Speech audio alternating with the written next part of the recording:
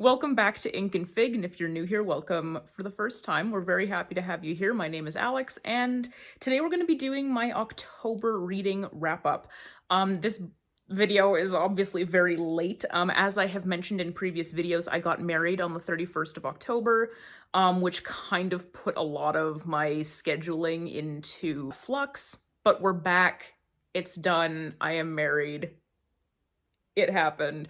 Very excited about it. And I'm ready to talk about some books because I actually read a lot more in October than I thought I was going to. I actually touched on all four of the books that I had planned, which is a lot better than I thought I was going to do, to be completely honest with you. So, without further ado, the reading that I had planned was these four books.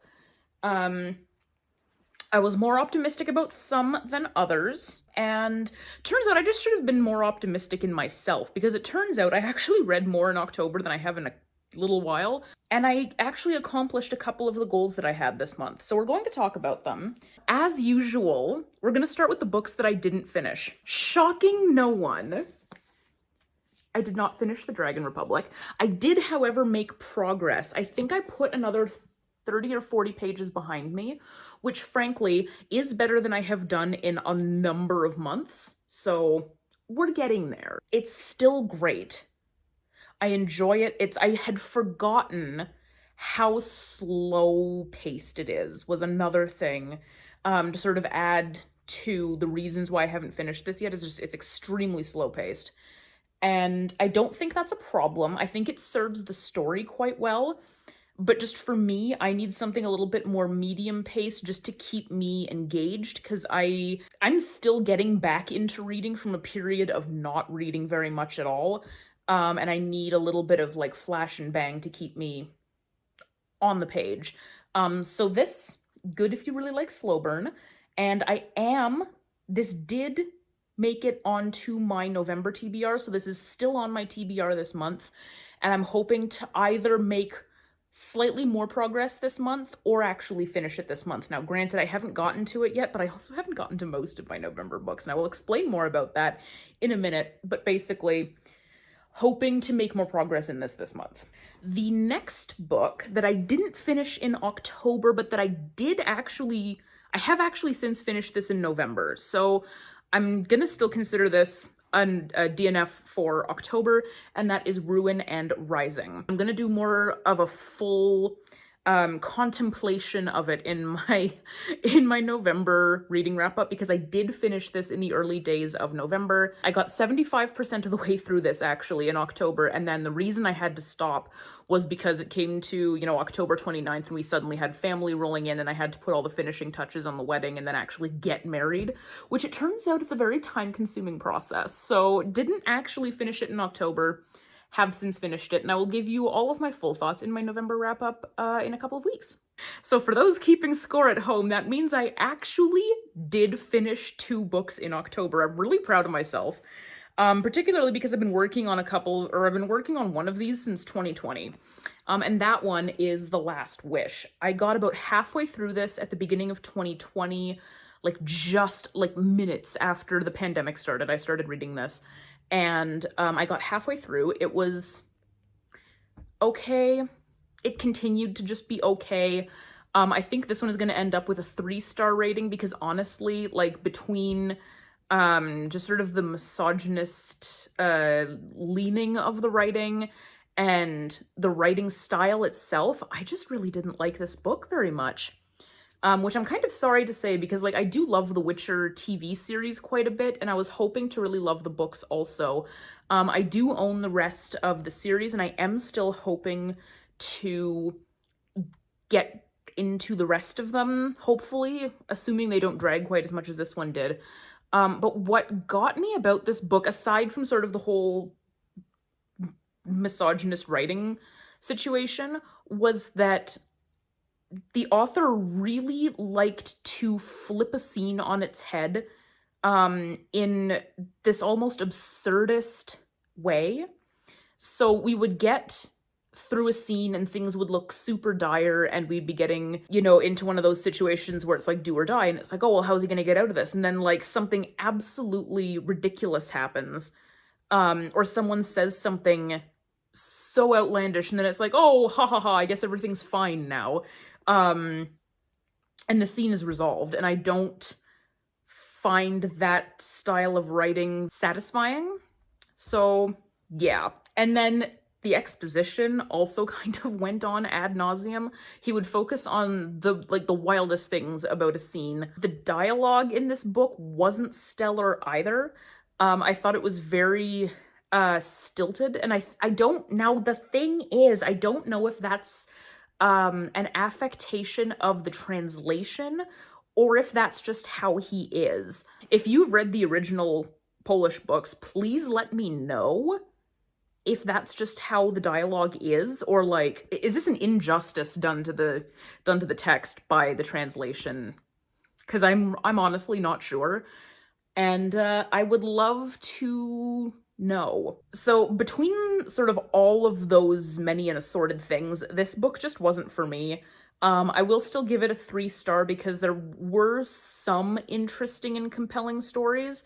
And frankly, the last one, because this was a short story series, and The Last Wish, which is the last story in this series, was definitely the most interesting, and that sort of follows, I believe, episode 4 of the show wherein Geralt and Yennefer meet for the first time, and Jaskier has that whole thing with his throat happen. That was definitely the most compelling part of the book, and I'm sorry that I had to wait to get to 75% of the book before I finally hit that story, because that actually was compelling and good, and I enjoyed it.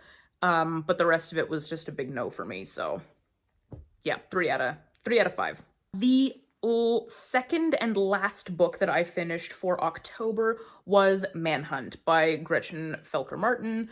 This book, oh my god, like, the reason I picked this book up was basically because the TERFs and J.K. Rowling fans of the world got really angry about the fact that this book existed, and they were giving it 1-star reviews and, you know, slamming it for this, that, and the other thing. And I was like, all right, if they're mad, I gotta read this.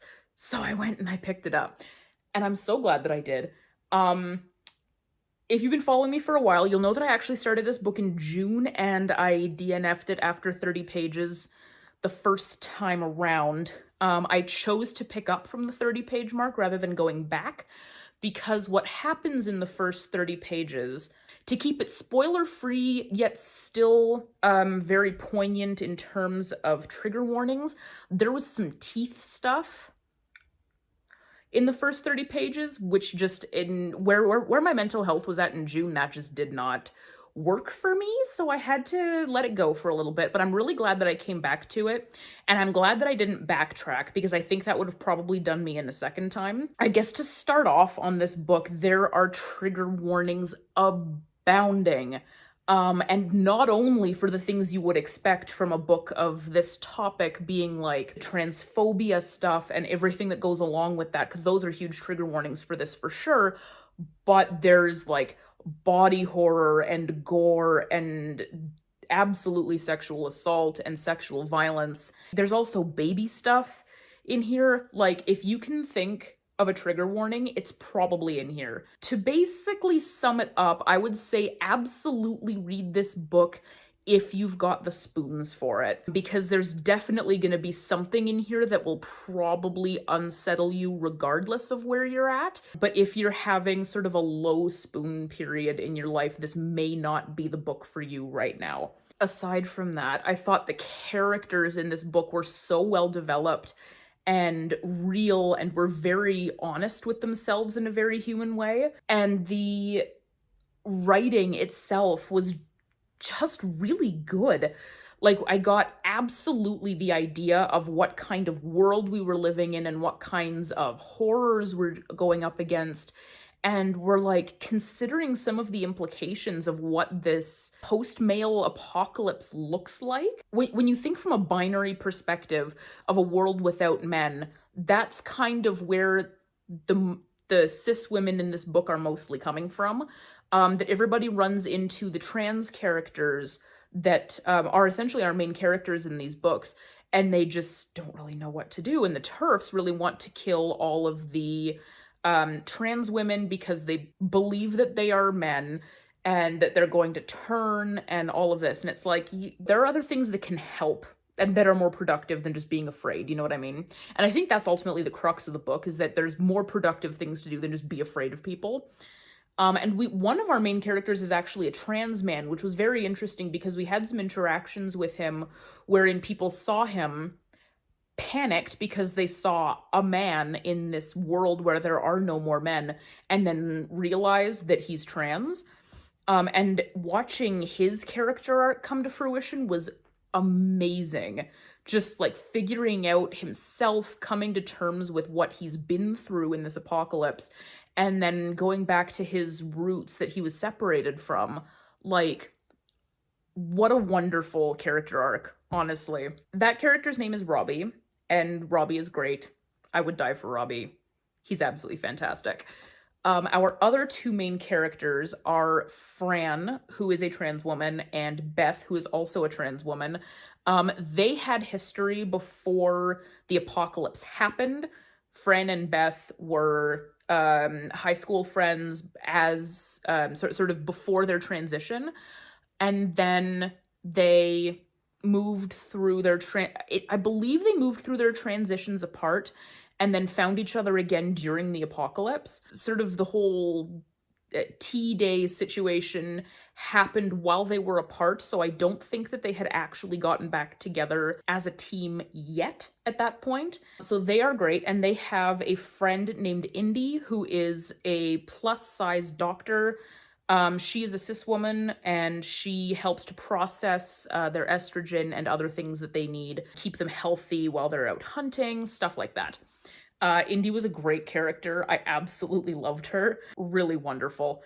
I loved basically everything about this book, although I will admit that it was a very heavy book to go through. So keep that in mind if you're going to be going into it, but it's totally worth the read. I gave this book obviously 5 out of 5 stars. And that's it. That was October. It was not a long month, not a particularly well-read month, but I did get more reading done than I was expecting, and I'm glad that I finally made a little bit of headway on the Dragon Republic. Going on from there, we're halfway through November, and as I mentioned, I have already finished Ruin and Rising, which is very exciting.